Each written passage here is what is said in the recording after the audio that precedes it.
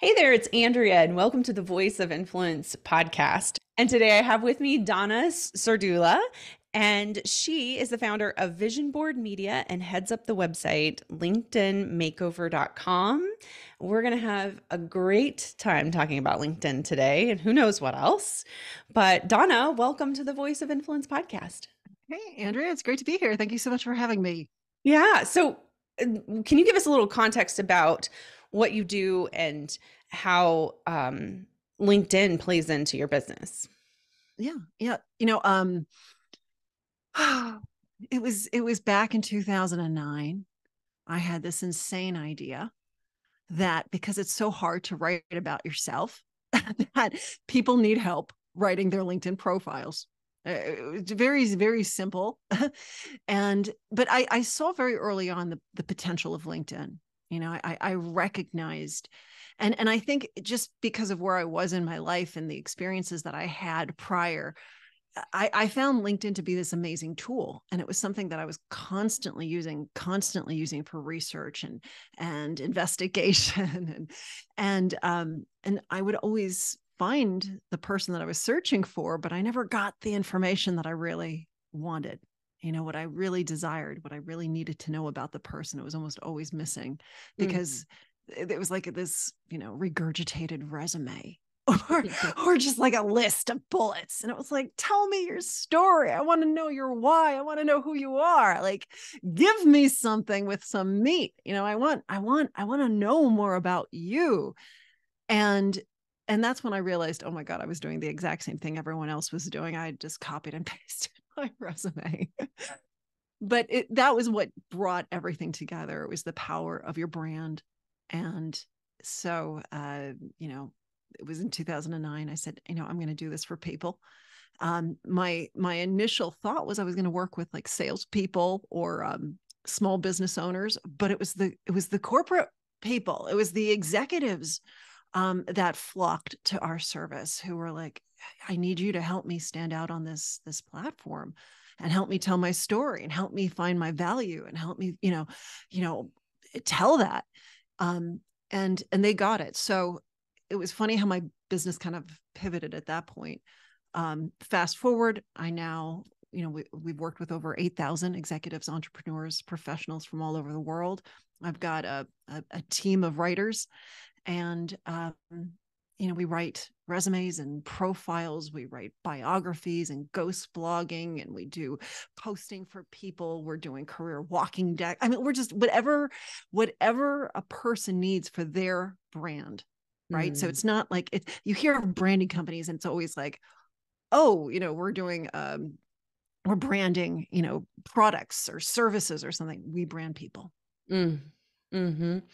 And is like, we've talked about personal branding here before, but I would like your perspective on the importance of having a personal brand and understanding that you do have a personal brand.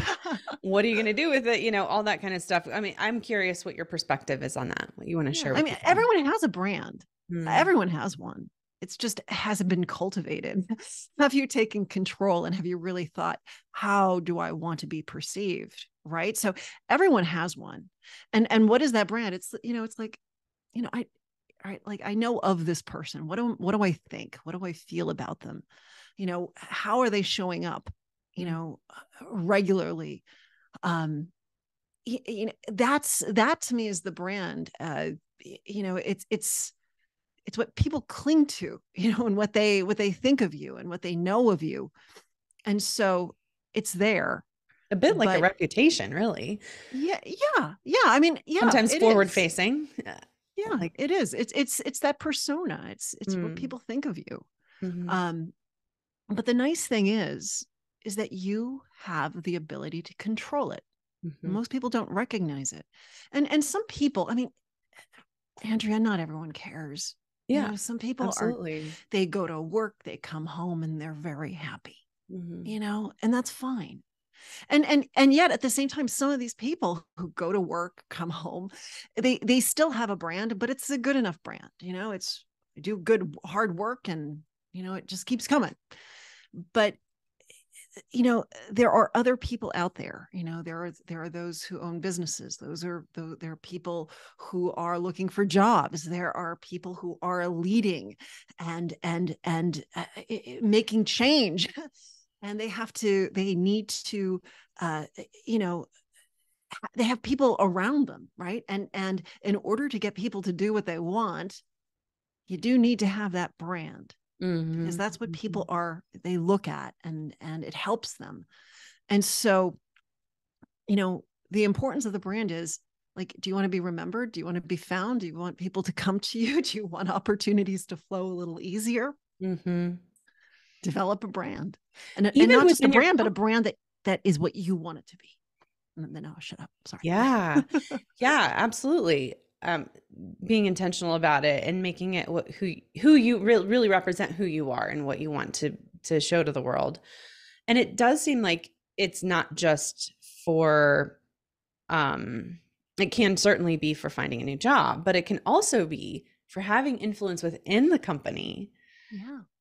when they have other people from the company looking at, oh, this is somebody that has a perspective. There's somebody that cares. There's somebody that's invested, that's loyal. I mean, Mm-hmm. that is interested in our company or our organization, doing well. Like that gets attention. It does. And I also think I often hear from people who say, I'm pigeonholed. I'm pigeonholed. I can't move out.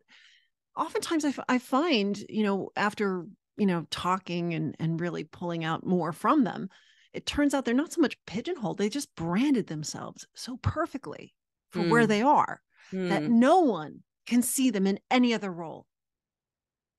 That's a really good point. I think one of the things that we're not good at is acknowledging the contributions that we have made and can make. Yeah.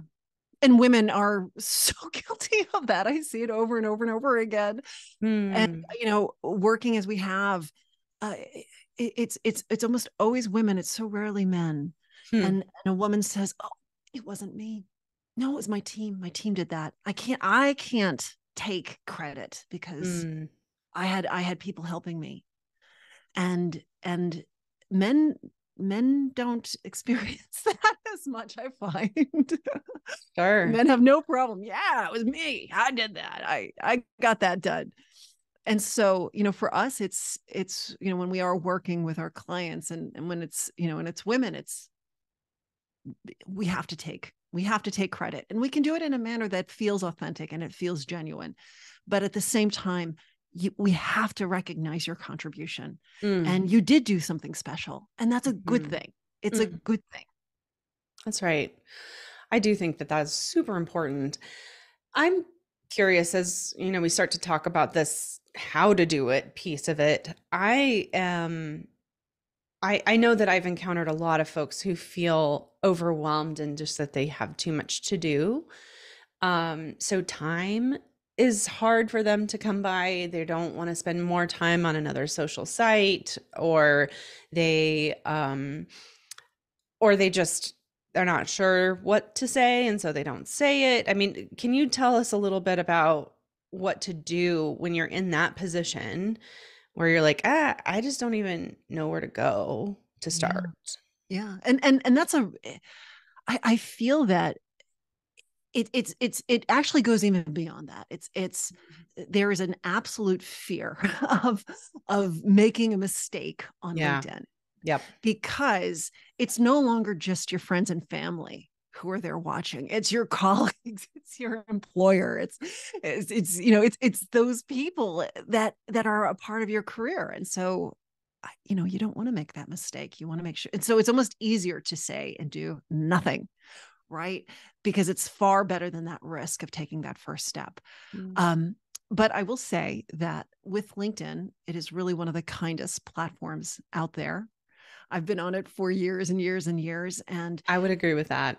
yeah, I find that people are very polite and they're very open. And if you are vulnerable, people recognize it, and they're appreciative and they're supportive. Now, with all of that said, I'm not a person who's going to say you have to post every day. Mm. I truly do not believe that a regular average, and I'm not talking thought leader, but Mm-hmm. that average user, if you can, that's great. Don't get me wrong, but don't feel that pressure. There's a lot that we have to do in our life, in our world, and creating content, 7 days a week, 5 days a week. That's hard. That is a commitment. But I think once a week, I think you can come up with something once a week. I'd even be happy if it's once every 2 weeks, but I would like to see people consistently checking in and posting something. When the way to get started, though, Andrea, is not to just jump in, right? Like start posting. Like that's crazy. That's crazy. Don't do that. Instead, take some time, take a week, and for 15 minutes every day in the morning, scroll through your LinkedIn feed. Just scroll through it. And as you scroll through it, really read through these posts and see what catches your fancy. Like what is exciting, what's fun, what's interesting to you. And really take that time to almost calibrate to this network and this feed and this platform. And I would even go so far as to say, in those 15 minutes, if something hits you that's really fun and interesting and it's compelling and it makes you click that see more to expand take a picture, screenshot it and put it into maybe a Word document, just so you can see, you have some inspiration, things that you liked, things that you can maybe copy or use, for your own purposes. But do that for a week, maybe 2 weeks. Like, I don't want anyone to feel like they have to immediately jump in, but really calibrate and see. Then once you feel like you've got the language down, you've got the tone and the way that conversation flows, spend 1 week not liking, not liking, not even posting, but commenting. Just comment. And don't just comment, good job or congrats or great idea, but instead take this time to say, you know what, I'm going to, in a 15-minute window in the morning, as I scroll through and I see something that grabs me, I'm going to spend some time and I'm going to formulate a 6-sentence comment. 6 sentences. 6 sentences. All right, maybe 3, but more than one. Okay. I want you to tell a story. I want you to say, this reminds me of, or here is some advice, or here is a challenge that I had. Provide context, provide something. Mm. And in 15 minutes, maybe you can do 2 of those. Mm-hmm. Again, I'm not asking for, 90 comments. That's insane. That's insane. But I think 2 comments a day for a week, I think you could do it. See what happens. Mm. Once you have that behind you, you're going to find that it's almost like doing your morning pages. Do you do those? Do you do morning pages?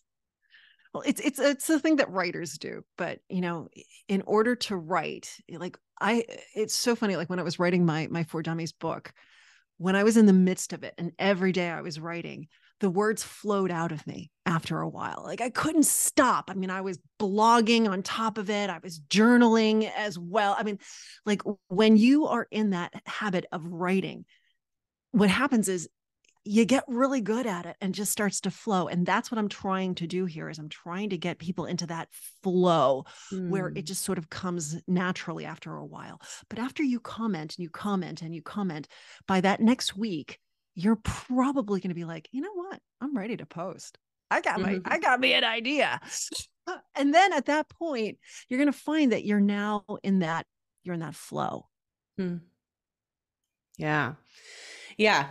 I can relate to the more you do it, the easier it becomes, the more natural it can become. And I can appreciate that idea.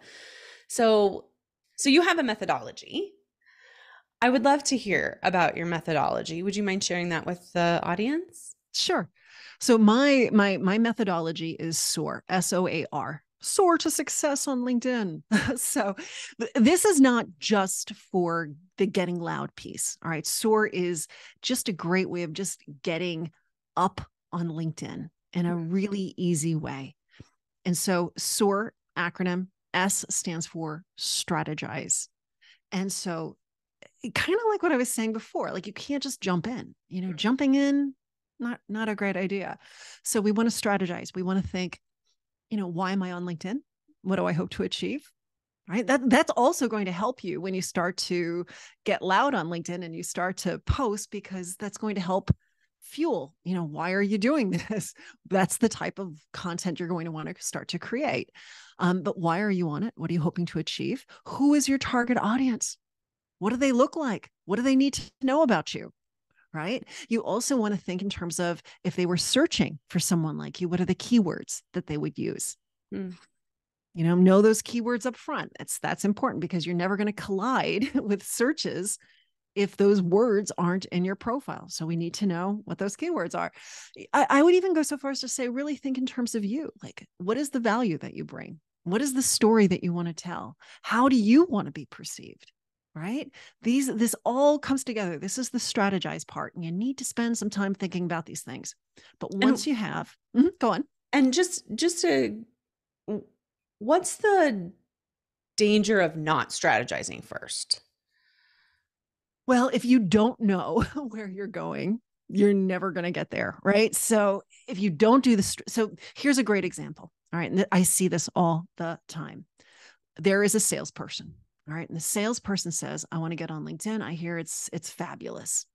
So they get on LinkedIn, but they're not thinking in terms of what their goal is.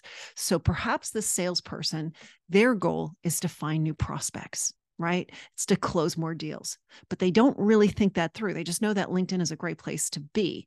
And so then they say, all right, well, let me open up this profile, and it looks a little bit like a resume. So let me just copy and paste my resume into the profile.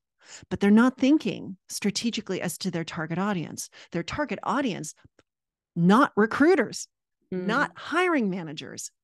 But without that strategy there, what is that salesperson doing? They're putting in content that says things like, I'm a great salesperson. I love to close. I'm not afraid to ask for the check. I can sell snow to an Eskimo. Like, now, does their target audience want to hear that? No, the potential customers, the prospects are reading that going, oh my God, this person just sees me as a dollar bill. He doesn't know my industry. He doesn't know my pain points. He doesn't care. All he wants to do is sell. Right. So do you see there's a misalignment there, and these misalignments happen constantly. So let's say that person now suddenly maybe that person has decided, had the epiphany. Okay, let me really tell the right story that's going to attract my target audience and show them how I really do care, and I really do know the industry, and I really can help them grow their business. But suddenly this person is now looking again. Who are they now? Who is the target? It would now be recruiters and hiring managers. Mm-hmm. So we have to always be on top of it. And it's constantly changing depending upon where we are in our career. So, but I see this all the time, especially with the profile. If you don't spend time really thinking about it or updating it, you could have a profile that maybe you optimized 10 years ago or even 5 years ago. And suddenly you're like, why are all the hits like totally, why am I unqualified for all of these inquiries, these opportunities? These are terrible opportunities. It's like for someone who's just starting in their career. Well, you look at the profile and what do you see? All of the keywords and all the content is from 10 years ago. So of course that's what they're getting. That's what's getting caught up in the algorithm, not the more recent stuff where there is no content. So it sounds like we're talking about optimization so that, next. That is it. Optimization. You got it. So we have to really think about who are we today? Who do we want to be tomorrow? Yeah. What is our story? We've already done the strategy. We know our target audience. We know the keywords, and now we need to use them contextually. We need to really make sure that we're telling the right story. And we also have to be not afraid to cut, to get rid of some of the stuff from the past. We don't have to end we can show where we've been, but we don't need to have massive amounts of content in there. Oh my goodness, I love, I love customer service and task-based work. No, you're now an executive. That's not things that you need to be talking about. Maybe you did that years ago, but it's not something you want to repeat. So let's pull that out. Yeah. So Okay. that's the O. Yeah. All right. So what's next? So then we go to A for amplify. Now, to amplify, you need to amplify your brand and your message. And you need to do that through your network. All right. And so when we think of this with LinkedIn, and I see it so often, people say, it's just, I don't know. It's like a black hole, or, I'm not getting anything out of it. And I look, and they have maybe 50 connections on LinkedIn. So you need to grow that network, and you want to expand it. Now, I'm not saying, become obnoxious. I'm not saying connect with people you have no idea who they are. I'm not suggesting that, but I am suggesting that you look back at your career and all of the people that you knew and the people that you met and the people that you worked alongside. Connect with them. And as you move through your career today, and you are just doing your normal everyday activities, pay attention to who you're connecting with, and then connect with them on LinkedIn. All right. So really make a habit out of building that network, because the more people in your network, the more opportunities that you're going to find, the more people that you can find, the more your message can be heard, and that you can then be remembered. And so when opportunities present themselves, people will say, oh, wait, Andrea, she does this. I got to reach out to her. She'd be perfect for this. You almost become that person who never has to look for a job. Jobs just find you. Love that. All right. So that is amplify. Keep building. ABC, always be connecting. All right. And then the next one after that. So now we know why we're on LinkedIn. We have a really good sense of our client, our target audience. We've created a profile that is optimized, that's authentic, it's genuine, it's representative of who we are and who we want to be, how we want others to perceive us. We have this strong network that's constantly growing. People are coming into it. Now at this point, it's time to relate. So that's R, is to relate. And that's what we were talking about earlier, which is getting loud on LinkedIn. And it's first calibrating. It's then, dipping your toe in and commenting, and recognizing that commenting is a big part of this. It's not just, a pulpit where you're out there just screaming. It needs to be a conversation pit. You need to be having these back and forth conversations. And then you can start to post. And posting once a week is a fabulous way of getting active. And it's enough. It should be enough, because these posts live on LinkedIn for quite some time. They don't just pop in and pop out, but you'll see that these posts live. So you might have posted on Monday, but by Wednesday and Thursday, you're going to see that people are still commenting and reacting to those posts. Yeah, I'm amazed at how at the longevity of the posts now, compared to where we're at with Facebook. Facebook used to have more longevity, but now you post something and it either goes nowhere, or it's just around for maybe a day, but if you don't get traction on it really fast, it's gone. But yeah, LinkedIn, I'm still getting likes on posts a week later. It's true. And I think it's the way LinkedIn's algorithm works.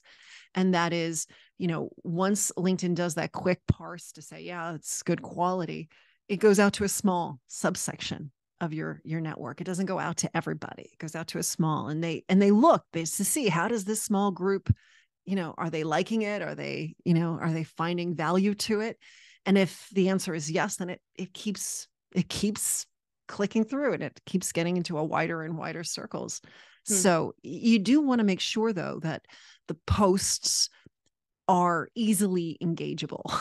So, what that means is, oftentimes I'll see, I've posted on LinkedIn, but it's crickets, like nothing, no one is saying anything.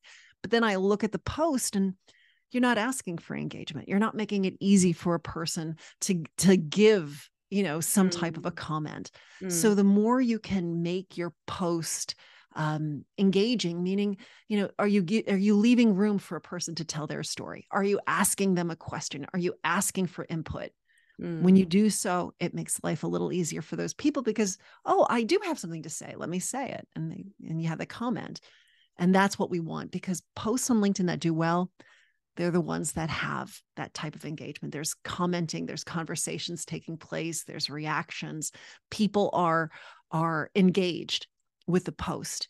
And mm, that's a good sign. And LinkedIn shows it to more people. mm. That makes sense. Yeah, because it's so tempting to just sort of make a statement, which usually just stops there with the statement. Yeah. Yeah, I guess it's like the difference between like a open-ended question versus a closed-ended question. Yeah. Yeah. So like make it open, leave it open, give people a chance to leave their thoughts. Yeah.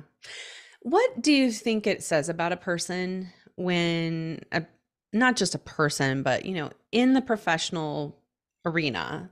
What does it say about a person if they're not engaged in LinkedIn or even on LinkedIn at all? You know, I at one time I probably would have said something like, "Oh, they're not serious in their career," but I don't think that's true. I think people who aren't engaged on LinkedIn, they're very happy where they are. They don't feel that need um, to be pushing forward and to be networking. They're just very content, and you know what? Hey, that's great, but you also want to dig your well before you're thirsty. So for those who are very content and they really haven't spent that time on LinkedIn, you never know when something may happen where suddenly it's going to become very important that you have that network and you have that brand. So it's better to be ready for it. Even if you're not, super active, maybe you're checking in every now and then, but you at least know that you've got the foundation in place. So Hmm. when the time comes, you're not starting from scratch. What is your take on what to actually post on in LinkedIn? So let's say like some of the more controversial things, right? Mhm. We get into controversy, we get into polarizing kind of posts on other platforms. I haven't seen that as much on LinkedIn. Um, No, yeah, what is your take on what your personal brand should be on LinkedIn when it comes to your perspective on things that might cause controversy? LinkedIn it's a professional network, and it's always been. Now, things have changed. And I have to say it started a little bit when Microsoft acquired them. I think that was 2016. And then, the pandemic came and suddenly you're no longer standing at the water cooler because everyone's working from home. And so LinkedIn became that water cooler. And you wanted to have those connections that you weren't having, in the office. And so LinkedIn opened up and it became a little bit more like Facebook, right? Like we started to see people posting more things about, oh, my kid just graduated and this happened at home and I went on this vacation. And I don't think that's a bad thing. I really don't. I do think people do business with people, and it's a good thing to know that people have a life, right? I don't want to see it devolve to, television shows and silly memes, because there's other Right. platforms that can take care of that. But I think in a professional way, I think it is okay to open up and be a little vulnerable and to have a little bit more of a personality. That's good. That's what's going to keep people coming back to the platform, because if it's just dull work stuff, come on, no one is going to willingly and enjoyably handle just dull work stuff all day long. So I think it's important that we see this, and I like it. When it comes to politics, I think you have to say to yourself, is this something that I would say at the water cooler? Is this something that I would be talking to my colleagues about? Is this something that my clients need to know? Is this a opinion that belongs here? Or maybe it belongs somewhere else, or maybe it belongs just in your house with your friends. Maybe it's not something And for is it social okay for media. all these different people to see this particular thing? Because everybody can. Yeah, yeah. Yeah. And now, with that said, right, I don't think the answer can be yes, this matters enough to me that I do want to shout this from the mountaintop, and I don't care if I alienate some of my audience. That's fine, but make sure you've had that thought and you recognize the repercussions. Now, with that said, when we start to talk about brand, right, the idea here is you have a specific brand, and there's going to be some people who are drawn to it, and that's a good thing. There's other people who are going to be repelled by it. No, I don't like that. That's not, you wouldn't be my friend in real life. You're not going to be my friend on social media. You might be a perfectly good person, but there's something about the way you handle situations and the way I don't like it. And guess what? That's really good too. We can't be everything to everybody. All Mm. right. And that's hard for some people. That's hard. They want to be a little bit of everything to everybody. They don't want to make anyone hate them. But what happens is you water it down to such an extent that there's nothing, interesting. So, there's no right or wrong here, Andrea. It's knowing that there may be repercussions. Some people may like it, some people may not like it, and you have to deal with that. And Mm. it's okay. I think back to a few years back. All of a sudden, people realized that if they cried on LinkedIn and they posted a picture of themselves being very, very vulnerable, they were getting a lot of hits. And a lot of people were doing it. It got to the point where it no longer felt authentic. I think the first couple were probably very authentic, but after a while, it looked like people were putting saline in their eyes, No. and it didn't feel right. And so again, with the LinkedIn algorithm, they're constantly tweaking it. They saw there was like a huge, spike in that, hyper sensitive, hyper vulnerable posts. And then after a while, they dialed that back down, and we've been in a different type of atmosphere of late. I'm not seeing that like I used to. But again, maybe it's because I ignore it when I see Yeah. it. which is an important thing. If you do see something on LinkedIn you don't like, do not dwell. Mm. Do not expand it. Do not look at the comments. Do not engage. Pass by it very quickly, because Mm. otherwise LinkedIn will be like, oh wow, they must really like this. Let me give them more. Yeah. So Donna, where can people find information about your book and your company, and Yeah. what all do you want to tell us about that? Yeah. Yeah, sure. So I wrote a For Dummies book on LinkedIn profile optimization, and you can certainly find that on Barnes and Noble or Amazon. Amazon, I think, is running a special on it right now. I just recently noticed that it looked like it was a little cheaper than usual, so check that out. But my website is linkedin-makeover.com. That's where we do LinkedIn profile writing, and we also do LinkedIn makeovers and we do LinkedIn takeovers. So we can help you create content that goes out and engages, because it's hard to do it. It's hard to do it by yourself, and it's even hard to just have AI do it for you because it doesn't feel very authentic. So we bring in the human element, and we make sure that it's something that feels right and is genuine, is authentic, and it really does spur your network to want to know you more or do something, convert in some way. But we also do, like I said, personal branding as it relates to resumes and biographies and all of that good stuff. Hmm.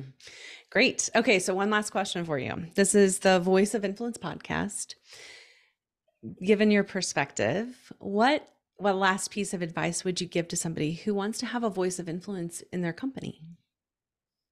To have a voice of influence in their company, I think it's recognizing that you do need to take that step and own it, and be okay with getting loud. And I think it goes back to knowing that Yeah, not everyone is going to like it, but that's okay. If you can have your opinion, if you have a way of a viewpoint, that's important. And I think if you do it in a positive way and with a lot of enthusiasm, knowing my own experience, I'm always amazed at the buy-in people get Mhm. when they deliver a message with a smile and with enthusiasm. Love that, with a smile and enthusiasm. Well, thank you for being voice of influence with our listeners today, Donna, and we appreciate it. Thank you, Andrea. Thank you so much for having me. This was fun.